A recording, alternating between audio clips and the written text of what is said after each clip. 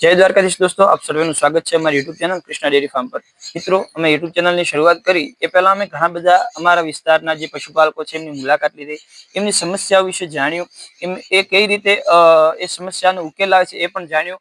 અને અમને એવું થયું કે જો આપણા વિસ્તારના પશુપાલકો આટલું સારું કરી રહ્યા હોય અને ક્યાંક ક્યાંક એમને તકલીફ આવી રહી હોય, તો જે બીજા પશુપાલકો છે એમને પણ ક્યાંક ક્યાંક આવી તકલીફ આવતી હોય, તો એનું નિરાકરણ શું હોય, એનું નિરાકરણ લાવવા માટે પણ આપણે કંઈક કરવું જોઈએ। તો અમે અમારી આ ચેનલ પર તમને સચોટ નિદાન બતાવીશું। અને તમે જે થંબનેલ વાંચીને અહીંયા આવ્યા છો કે પશુનું 5-6 લીટર દૂધ વધારવું છે, તો કઈ રીતે વધારી શકાય?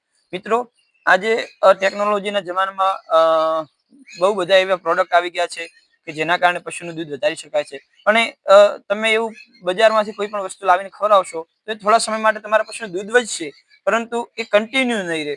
એ તમે થોડો જ્યાં સુધી દવા કે પ્રોડક્ટ તમે કંઈ પણ આપો છો એ આપશો ત્યાં સુધી દૂધ રહેશે, અને પાછું એ બંધ કરશો એટલે દૂધ ઓછું થઈ જશે। પણ જ્યારે બજારમાં બધું કઈ નતું, જ્યારે આ પ્રોડક્ટ આવી કઈ નથી, તો પણ આપણા જે પૂર્વજો હતા એ લોકો પણ પશુપાલન કરતા હતા, એ પણ દૂધ કાઢતા હતા પશુઓનું, અને બહુ સારું એવું દૂધ કાઢતા હતા। તો કે એવું કઈ વસ્તુ છે જેનો ઉપયોગ કરીને આપણે પશુનું દૂધ સારી રીતે કાઢી શકીએ, અને એનું કાયમિક માટે એનું દૂધ જે છે મેન્ટેન રહે, એના માટે આપણે કઈ રીતે કંઈક કરી શકીએ? તો હું તમને વિડીયોમાં આગળ જરૂરથી બતાવીશ। પણ જો તમે ચેનલ પર નવા હો તો ચેનલને લાઈક કરો, શેર કરો અને સબસ્ક્રાઇબ કરો, અને વધુમાં વધુ ખેડૂત મિત્રો સુધી પહોંચાડો, જેથી એ લોકો પણ માહિતીથી અજાણ ના રહે। મિત્રો, અમે જ્યારે પશુપાલકોની મુલાકાત લીધી ત્યારે જે નાના ડેરી ફાર્મર છે એ લોકોનું એવું કેવું હતું કે અમારા પશુનું દૂધ કઈ રીતે વધારવું, એના માટે જ્યારે અમે ડેરી ફાર્મની મુલાકાત લઈ રહ્યા હતા, તો અમે જોયું કે એ લોકો શું કરે ખબર, કે પોતાના પશુને સવારથી કે સાંજે આખો દિવસ નિરાણ કરે, પશુને ચારા આપ કરે, અને શું કરે, સવારમાં પાવે અને પછી સીધું સાંજે એને પાણી પાવે। પણ જ્યારે પશુને તમે સમજી શકો છો, પશુ એક એવું છે કે પશુને જે ખોરાક લે છે એ હજમ કરવા માટે પાણીની જરૂર હોય છે। તમે એક એવી વ્યવસ્થા ઊભી કરો કે પોતાના પશુને, ભલે એક પશુ હોય, 5 પશુ હોય, 10 પશુ હોય, 15 પશુ હોય, પશુને સમયસર દિવસમાં એને જેટલું જરૂર હોય એટલું પાણી મળી રહે। જેટલું તમે પાણીની સગવડ વધારે રાખશો એટલું તમારા પશુ દૂધ વધારે કરશે।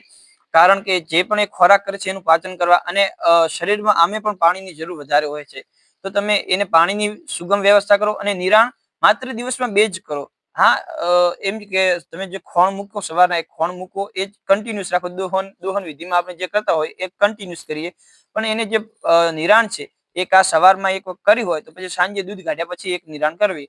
આ આખો દિવસ નાખવાથી શું થાય, એ પશુ ખા કરે, એને વાગોળવાનો સમય ના મળે।